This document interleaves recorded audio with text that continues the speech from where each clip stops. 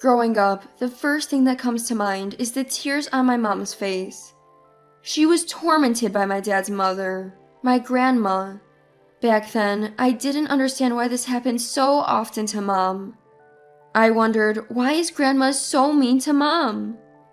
When Grandma passed away, I was relieved. Little did I know that history would repeat itself with me.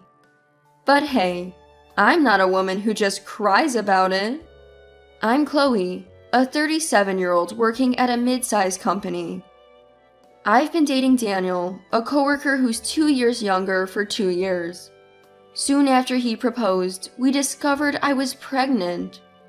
We were overjoyed, as we had almost given up on the idea of having kids. Daniel was thrilled too. We decided to postpone the wedding and just get legally married for now. But things changed. Daniel's mom, Grace, who was happy about us dating and said, "An older woman is a great match," changed her tune. Nowadays, they call it a shotgun wedding, but let's not kid ourselves. "You lured Daniel into this, didn't you?" she said, staring at me coldly. Grace had lost her husband 10 years ago. Daniel was the only man in the family, and she adored him and relied on him. So she thought I, an older woman, had trapped her son. "Daniel makes good money, and he will inherit our home. You just wanted to marry up," she said. But honestly, they're not wealthy, and the word inherit is not really applicable. Moreover, Daniel has an older sister who was already married and living in the family home. Daniel himself has clearly told Grace that he doesn't plan to live in his inconvenient and remote hometown. Still, in Grace's mind, the eldest son is supposed to inherit the family home. "So, you're pregnant. Fine, but make sure you give birth to a boy." She pressured me again. In the prenatal tests, we learned we were having a boy, and Grace was overjoyed. But I had a bad feeling about it. Then, at 4 months, we discovered they were fraternal twins. One of each, a boy and a girl. This intensified my fears that Grace would favor one over the other. Perhaps due to all the stress, I was warned of an elevated risk for a miscarriage and was admitted to the hospital at 7 months. That's when Grace chimed in again. People these days are so weak. I had my share of difficulties during my pregnancy, but I never ended up in the hospital, she told my husband, who visited me every day after work, accusing me of being a useless wife. To make matters worse, she even began to doubt that the children were Daniel's. "You're 37 and pregnant, that's odd enough. Plus, you're at risk for a miscarriage. Those can't be Daniel's kids." She harassed me with her twisted logic. Even after the obstetrician explained that pregnancies and deliveries involving twins inherently come with more risks, Grace remained unconvinced. Eventually, I had a C-section to deliver the twins. And yes, Grace had something to say about that too. Once the anesthesia wore off and I was clearly in pain, she said, "A C-section is just the easy way out. They say moms who never endured the pain of labor can't truly love their kids. The pain after a C-section is no joke." This time, a nurse intervened, telling Grace, "About 70% of moms with twins have C-sections, and it has nothing to do with the amount of love for their children."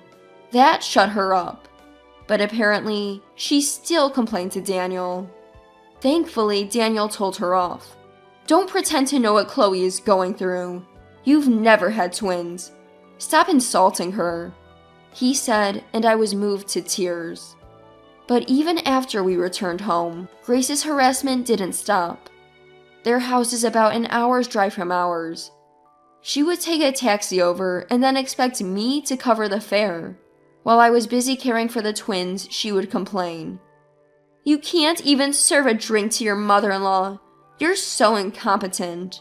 When both babies started crying at once, she'd say, "They're as noisy as you'd expect from your children." Always finding something to complain about. She has no idea just how hard it is to take care of twins. I was exhausted, running on fumes, and could barely stand on my feet. Even so, Daniel defended me, saying to Grace, "Why don't you try looking after the twins for just one day, Mom? You'll understand how tough it is for Chloe." Back then, I had quit my job when I got pregnant, so I didn't know the details, but apparently the company where Daniel and I worked got acquired by another firm. Daniel's department was eliminated, and he was transferred to an area he had no experience in. His salary dropped, and the new company didn't approve of overtime, so he was earning only about 2/3 of what he used to make. What's more, he brought work home because he couldn't finish it during office hours and would work late into the night.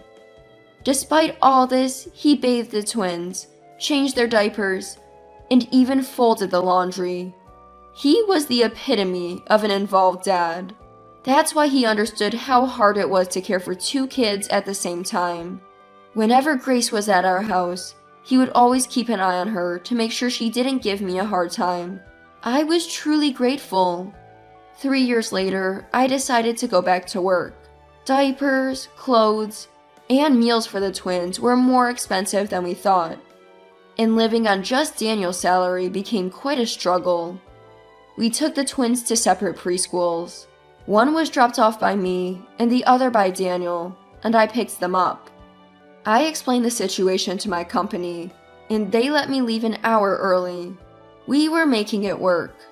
Grace had offered to pick up and drop off our son Andrew, but we declined.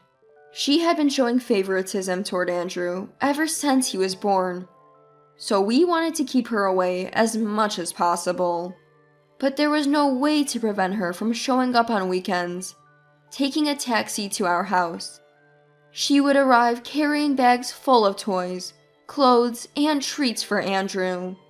When I tried to say, "Grace, it's nice that you buy things for Andrew, but please don't neglect our daughter Sophia," she would just ignore me and say, "Sophia looks just like you. She's not cute at all."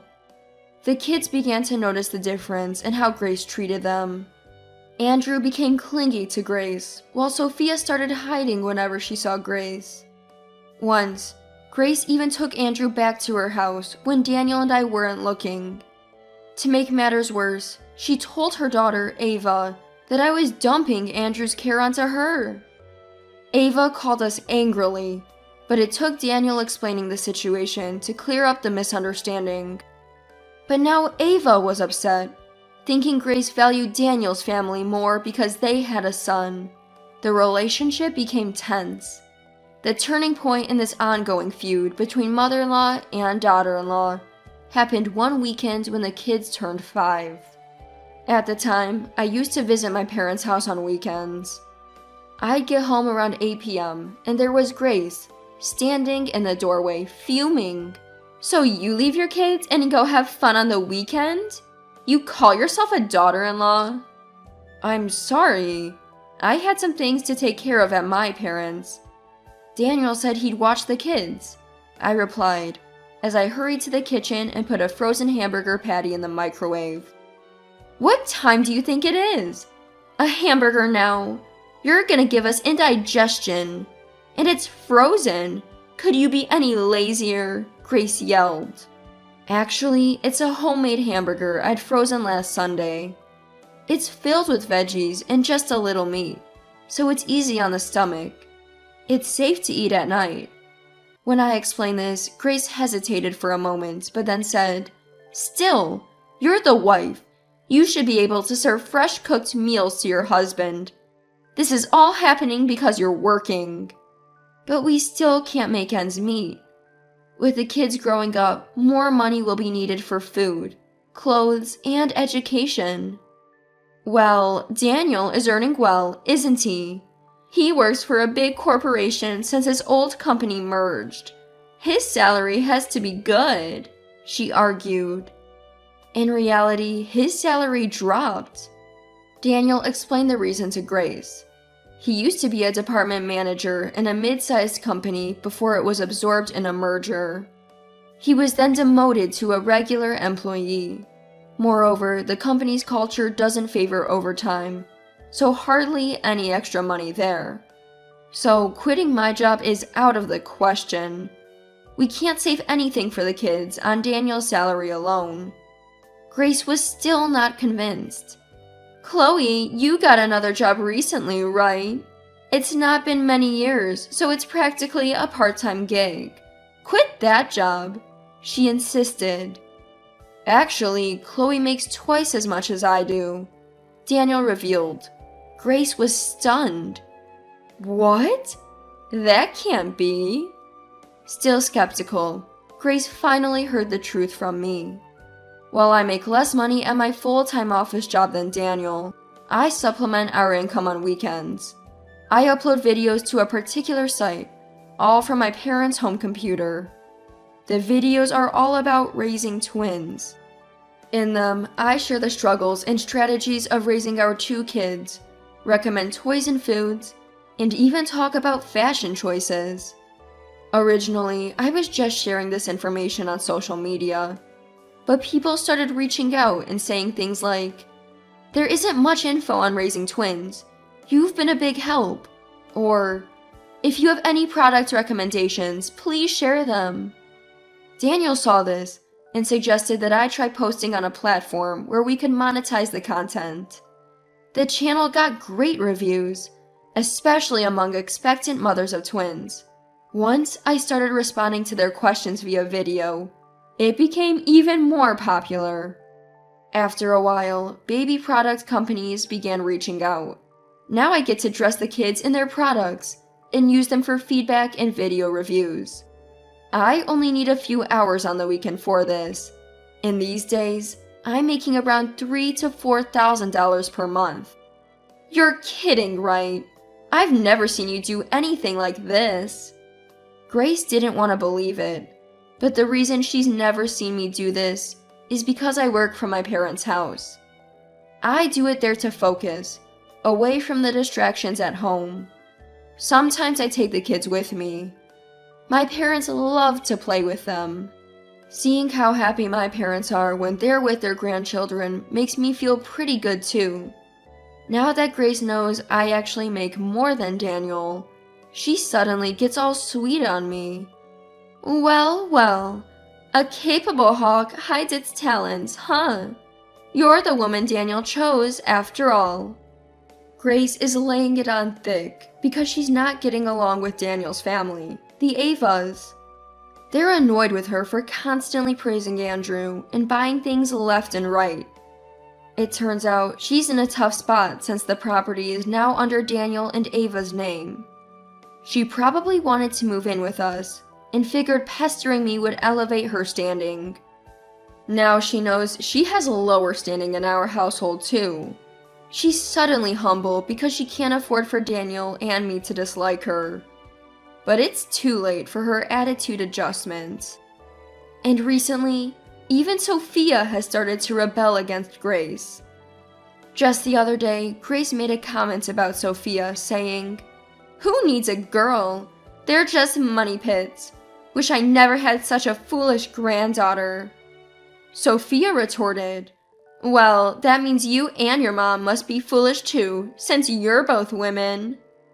Seeing the annoyed look on Grace's face, Daniel and I couldn't help but burst into laughter, thinking our daughter really told her off. There's no way we could ever live with Grace under the same roof. "I'm sorry, Grace, but I have no intention of living with someone who belittles and disrespects Sophia and me," I said. Later, Daniel spoke with Ava and found out that Grace had also been cold to Ava's 2 daughters, pressuring Ava almost daily to hurry up and have a boy. Apparently, Ava's daughters also disliked Grace and wanted nothing more to do with living with her. In the end, Grace moved back to her parents' home, where her sister's family lives. But with her attitude, it seems she's disliked by everyone in that household. Ava told us she's been getting daily complaint calls from Grace, who pleaded to live together again.